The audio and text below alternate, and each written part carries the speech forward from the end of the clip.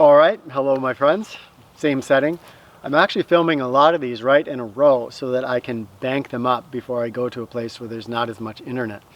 So I'm crazily trying to produce videos today, which is now many days ago, but for you as you're watching this, and get a bunch prepared so that I can keep them coming on a regular basis. If you listen to the first two episodes, I was talking about creating a nice, nourishing garden for our mind to grow in, and then learning to focus our mind. If you've been practicing that and doing your counting on your beads if you have them, or however you're keeping track, hopefully you're seeing that you are able to hold that concentration for more and more breaths at a time. It means you're honing the power of your mind and being more and more able to tell it where to go. If you've been practicing it, you may find it useful, as I did last night when I was laying awake in bed and my mind was trying to go and say this and this and this and coming up with ideas for videos, and I had to just focus on my breath, in, out. And when I put my focus on my breath, I could fall asleep rather easily. When my mind was going, no chance of sleep at all. Sleep's kind of important right now. It's really good for us to get a good night's sleep. So doing our best to continue that mental training. What an opportunity we have right now with extra time. Most of us have some extra time right now to forge our mind. Another meditation that we can do, and the reason we learn the focus first is because as we try to do any other kind of creative meditation like this, if we don't have the focus, we'll start it and then our mind will go off somewhere else and it won't be super effective. But I call this meditation the meditation of qualities. And what we do is you close your eyes. You can turn this into your own meditation, however you like it. But for instance, when I try to think of givingness and compassion in myself, I just feel it. And it's going to be individual for each person.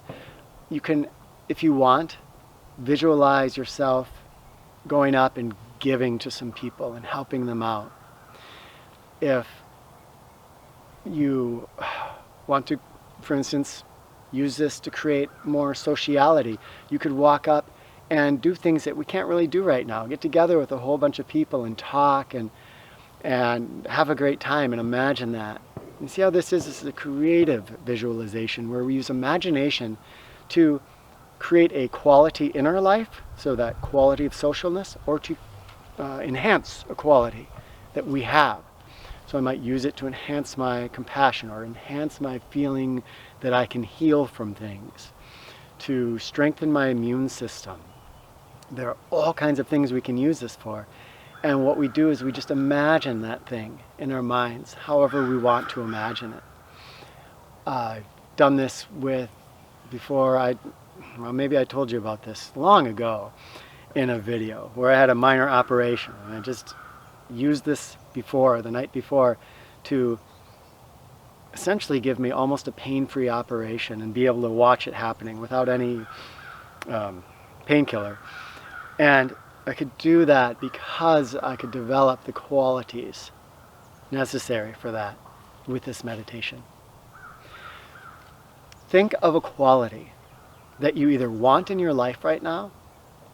I'll use the example of that social connection. Or think of a quality that you want to develop. A super robust immune system that is not capable of getting sick. And then create a meditation for yourself. Close your eyes and visualize yourself going in and having a great party with friends and talking and just socializing. Our mind is not really good at distinguishing between reality and fantasy. So if you create a really strong fantasy of social connection, you're going to get a lot of the benefits that we get from social connection. And there are a lot of benefits we get from social connection. It's so good for our health, mental and physical. So there I can have that social connection. Because I've been forging the ability to focus, I can sit there and stay with that. Make it exciting, make it fun, enjoy the imagination and the experience. Oh, I love you. I love the sound of the crows. Oh my gosh, just so many creatures that I miss here. Crow, oh, there it flies, that I've missed since the time in Hawaii. Crow and chickadee. Oh, listen to them all.